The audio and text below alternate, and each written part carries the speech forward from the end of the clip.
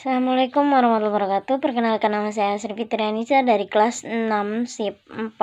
Saya akan menjelaskan tentang metode penelitian, variabel moderating, dan variabel intervening. Materi pembahasan terbagi menjadi dua, yaitu variabel moderating dan variabel intervening. Variabel moderating beserta kerangka konseptual, pengembangan hipotensa, dan persamaan regresi. Variabel intervening yaitu beserta kerangka konseptual, pengembangan hipotensa, dan persamaan regresi. 1. Variabel moderating. Variabel moderating adalah variabel independen yang akan memperkuat atau melemah hubungan antara variabel independen lainnya terhadap variabel dependen. Contohnya, judul penggunaan variabel moderating yaitu pengaruh laba sebelum pajak ini, aliran kas operasi, perbedaan laba akuntansi dan pajak terhadap persistensi laba dengan penurunan tarif pajak sebagai moderasi. Tujuan variabel moderating yaitu untuk mengukur kekuatan hubungan antara variabel independen dengan variabel dependen. Contoh lainnya dari variabel moderating, apabila suku bunga simpanan dinaikkan, maka masyarakat akan banyak yang menabung. Masyarakat tidak mempunyai sisa uang untuk ditabung atau masyarakat kurang percaya pada bank. Contoh rumusan masalah. Judul penggunaan variabel moderating terbagi menjadi 3, yaitu 1. Apakah terdapat pengaruh laba sebelum pajak kini terhadap persistensi laba? 2. Apakah terdapat pengaruh aliran kas operasi terhadap persistensi laba? Ketiga, apakah terdapat pengaruh perbedaan laba akuntansi dengan pajak terhadap persistensi laba? 4. Apakah penurunan tarif pajak memoderasi pengaruh laba sebelum pajak kini terdapat persistensi laba? 5. Apakah penurunan tarif pajak moderasi aliran kas operasi terhadap presentasi laba? Keenam, apakah penurunan tarif pajak moderasi perbedaan laba akuntansi dan pajak terhadap presensi laba? Kedua, variabel intervening. Variabel intervening atau penghubung adalah variabel yang secara teoritis mempengaruhi hubungan antara variabel independen dan dependen menjadi hubungan yang tidak langsung dan tidak dapat diamati dan diukur. Variabel ini merupakan variabel penyela atau antara yang terletak di antara variabel independen dan dependen, sehingga variabel independen tidak langsung mempengaruhi berubahnya atau timbulnya variabel dependen.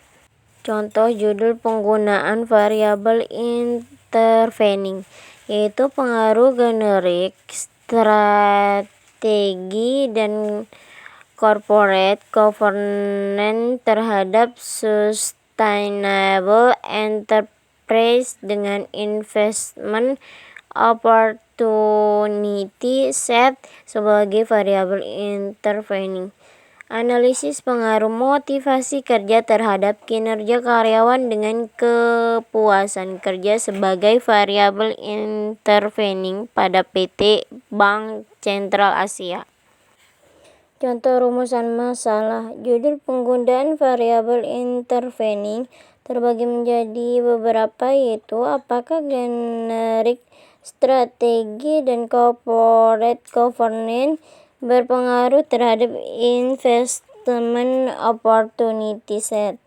Kedua, apakah generik, strategi, corporate governance, dan investment opportunity set berpengaruh terhadap sustainable enterprise enterprise. 3. Manakah yang lebih memiliki pengaruh langsung, generik strategi dan corporate governance terhadap sustainable enterprise, atau pengaruh tidak langsung, generik strategi dan corporate governance terhadap sustainable enterprise melalui investment opportunity set. Kerangka konseptual. Pengertian kerangka konseptual yaitu merupakan sebuah alur pemikiran terhadap suatu hubungan antara konsep satu dengan konsep yang lainnya untuk dapat memberikan gambar dan mengarahkan asumsi terkait dengan variabel-variabel yang akan terkait diteliti. Pengertian hipotesa yaitu menurut Suharsini Arikunto merupakan jawaban yang bersifat sementara pada sebuah masalah penelitian hingga jawaban tersebut terbukti dari data yang telah tertimpu. 2. Menurut Kerlinger adalah rangkaian dugaan berupa penjelasan yang berdasarkan pada hubungan dua variabel atau bahkan lebih. Macam hipotesis. 1. Hipotesis deskriptif adalah persyaratan sebuah jawaban sementara pada sebuah masalah deskriptif yang berkaitan dengan satu variabel mandiri atau tunggal.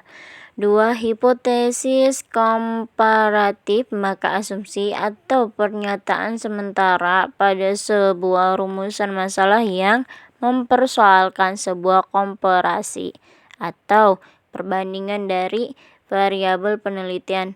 3. Hipotesis asosiatif, asumsi atau pernyataan tentatif pada masalah yang mempersoalkan asosiasi atau keterkaitan antara dua variabel penelitian.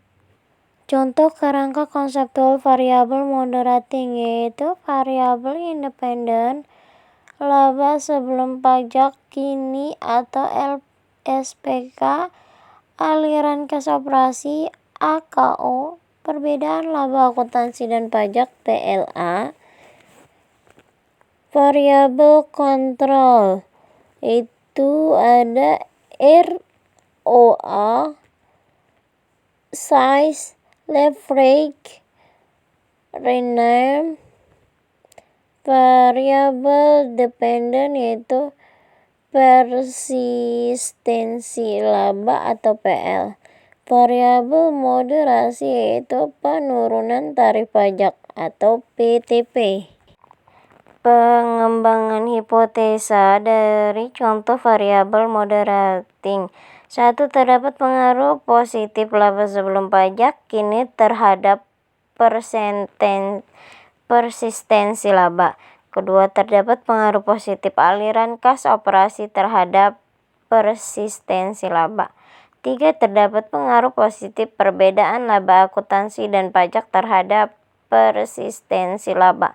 4. Penurunan tarif pajak memperkuat pengaruh laba sebelum pajak kini terdapat persistensi laba. 5. Penurunan tarif pajak memperkuat pengaruh aliran kas operasi terhadap persistensi laba. 6. Penurunan tarif pajak memperkuat pengaruh perbedaan laba akuntansi dan pajak terhadap persistensi laba. Contoh kerangka konseptual variabel intervening yaitu variabel independen, generik strategi. 2. Corporate governance, variabel X1, 2, dan 3. Variabel kontrol 4, 5. Itu variabel intervening opportunity set, dan variabel dependen yaitu sustainable enterprise